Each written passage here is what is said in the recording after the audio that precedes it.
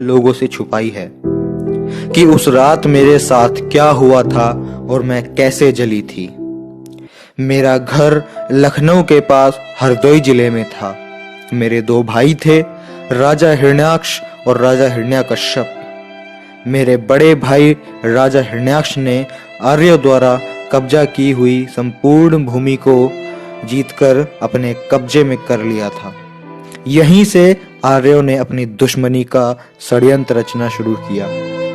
मेरे भाई हिरण्याक्ष को विष्णु नामक आर्य राजा ने धोखे से मार डाला था, जिसकी वजह से मेरे छोटे भाई राजा हिरण्यकश्यप ने अपने भाई के हत्यारे विष्णु की पूजा पर प्रतिबंध लगा दिया था। लेकिन हिरण्यकश्यप के पुत्र प्रहलाद को विष्णु ने नारद नामक आर्य से जासूसी कराकर उसे गुमराह किया और अपने झांसे में लेकर घर में फूट डलवा दिया।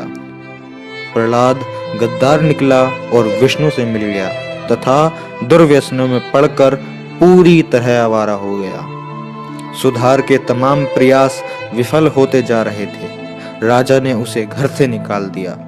अब प्रहलाद आर्यों की आवारा मंडली के साथ रहने लगा। अब अव्वल नंबर का शराबी और आवारा बन गया था, परंतु मेरा स्नेह अपने भतीजे प्रहलाद के प्रति बना ही रहा। मैं अक्सर राजा से छुपकर प्रहलाद को खाना खिलाने आती थी। फागुन माह की पूर्णिमा थी। मेरा विवाह तय हो चुका था। फागुन पूर्णिमा के दिन ही मेरी बारात आने वाली थी। मैंने सोचा कि आखिरी बार प्रहलाद से मिल लूं, क्योंकि अगले दिन मुझे अपनी ससुराल जाना था। जब मैं प्रहलाद को भोजन देने पहुंची तो प्रहलाद नशे में इतना धुत था कि वह खुद को ही नहीं संभाल पा रहा था। फिर क्या था, प्रहलाद की मित्र मंडली यानी कि आर्यों ने मुझे पकड़ लिया और मेरे साथ सामूहिक दुष्कर्म किया। इतना ही नहीं, भेद खुलने के डर से उन लोगों ने मेरी हत्या कर दी और मेरी लाश को भी जला दिया। जब दूसरे दिन मेरे भाई राजा हिरण्यकश्यप को यह बात पता चली तो उन्होंने मेरे बलात्कारी हत्यारों को पकड़ लिया और उनके माथे पर तलवार की नोक से आवीर लिख दिया, अर्थात ए वीर अर्थात कायर लिखवा कर उनके मुख पर कालिख पोत कर जूते चप्पल की माला पहनाकर पूरे राज्य में जुलूस निकलवाया। जुलूस जिधर जिधर से भी गया, हर किसी ने उन बलात्कारी हत्यारों यानी कि आर्यों पर कीचड़ गोबर कालिख फेंक कर उनका तिरस्कार किया। परंतु इन झूठे फरेबी मक्कार पाखंडी आर्यों ने मेरी इस शहादत की सच्चाई को छुपाकर होलिका दहन के रूप में एक त्योहार बना दिया है और आप लोग अपनी अज्ञानतावश इसके झांसे में आकर अपनी ही अनार्य बहन होलिका को हर साल जलाकर दूसरे दिन नशे में धुत होकर एक दूसरे को कीचड़ गोबर रंग लगाकर खुशियां मनाते हो।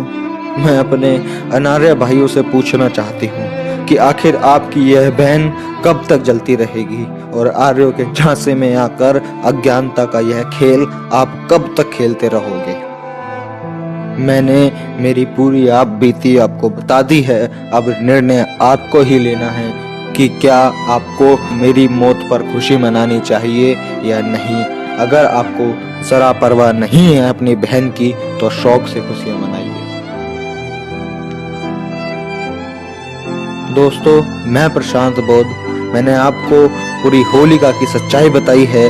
अगर आपको इस बात में जरा भी सच्चाई नजर आती है और अपने लोगों की अज्ञानता मूर्खता नजर आती है तो प्लीज आप इस वीडियो को इतना ज्यादा शेयर कर दो कि यह वीडियो हर उस एक इंसान तक पहुंच सके जो अज्ञानवश इस होली का त्योहार को मनाता है और अपने ही समाज की, अपनी ही बेटी, अपनी ही बहन को हर साल जलाकर खुशियां मनाता है।